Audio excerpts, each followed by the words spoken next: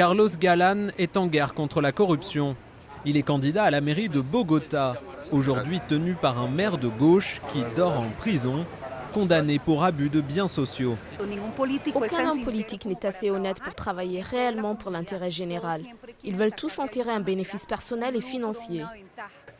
La lutte contre la corruption, c'était déjà le créneau de son père assassiné pendant la présidentielle de 1989. Sa famille s'était alors exilée en France. De retour en Colombie, il a pris les rênes du parti du changement radical et déjà exclu une centaine de candidats mis en cause dans des affaires de corruption.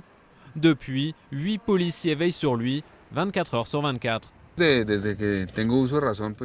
Depuis que je suis tout petit, j'ai toujours vécu avec une protection. C'est un élément à prendre en compte quand on fait de la politique en Colombie. À Bogota, les contrats publics sont détournés par millions de dollars en rétrocommission. N'importe quel chantier est une occasion supplémentaire de détourner des fonds. Quand quelqu'un dépense 1 ou 2 millions de dollars pour sa campagne alors qu'il ne touchera que 200 000 dollars de salaire pendant ses 4 ans au conseil municipal, ça veut dire qu'il cherche à gagner de l'argent par d'autres moyens. Il investit pour d'autres raisons. Et tous les partis, de droite comme de gauche, sont impliqués. Cette association anticorruption redoute ce scrutin comme tous les autres. En Colombie, ce n'est pas le parti qui choisit le candidat. Au contraire, c'est le candidat qui choisit pour quel parti il va se présenter. C'est une prévente.